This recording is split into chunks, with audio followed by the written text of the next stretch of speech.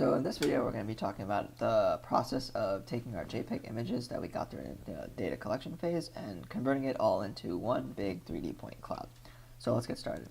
So the first step to do is actually to go ahead to our color picker, and this is an example one that we're going to be using here, which was the one I took at 8 degrees for the back.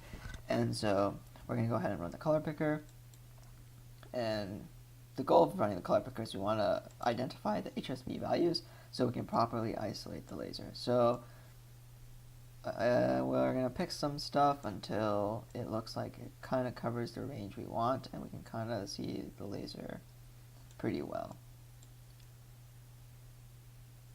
So it looks like 120, 70, and 60 will do the job for us. And then our next step would be to go to the data generation part of the code. And so important thing here is we've already put all of our JPEGs for the images back in a folder. That's the folder we're going to be going through. And we want to also make sure some important things are, again, here we put our HSV values over here, and I already did that for us there. And then the next step would be to make sure our RO and RPC values match what we did from our previous homework to make sure that we have really accurate distance measurements. And then the next step would be to go ahead and run the code, and it'll go through all the different images and create a text file and result. So this is a rather lengthy process to do for the 4 different sides of data that we captured. So I went ahead and already created those different text files. And so the next step would actually be to go ahead to MATLAB and start visualizing some of the data. So this is the code that I ended up using. So it's kind of simple. We'll walk through it, and then we'll look at that final result at the end. So the first thing to do is to go ahead and pull all the different data from our 4 different sides.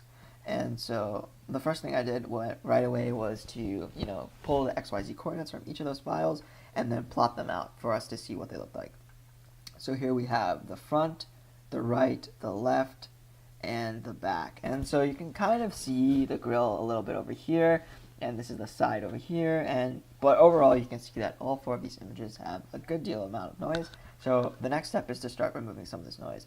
So we go ahead through all the XYZ coordinates that we pulled, and we start to put some different values to kind of start to filter it. So anything, for example, in the Y direction, that's, we want to make sure it's greater than 70 but less than 90 on the front. So that allows us to kind of remove this noise here and this noise here.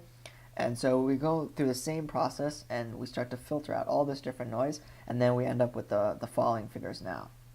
So here you can see the grill much clearer here. This is the front, this is the side, another side, and then the back here as well. So once the noise is removed, you can actually start to see a lot of the grill shape.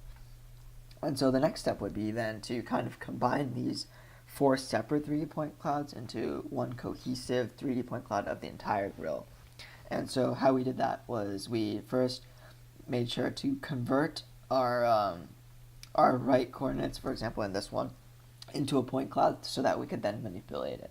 So once we convert it into a point cloud, we can go ahead and rotate it as we need to fit. So here, because this is the right, I want to rotate it 90 degrees, so we use pi over 2 in all these values over here.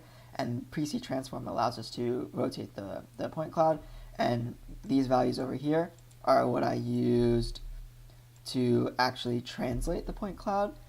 And once we kind of take care of all of that, and we do that for all the different sides, so we have the right, the left, and the back. Once we do that for all of those, then we see the following cohesive point cloud. And see here, it looks very similar to the grill, and I've actually have it up for us to manipulate here as well.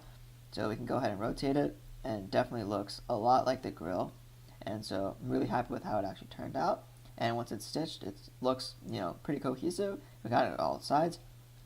As you can see, there's still a little bit of noise, but that's some noise that I think we might have to deal with a little bit more, because once again, there's, as we saw in our data collection video, there's still a lot of ambient light, and so we couldn't get the best part of that. But even here, you can see a little bit of detail in the grill.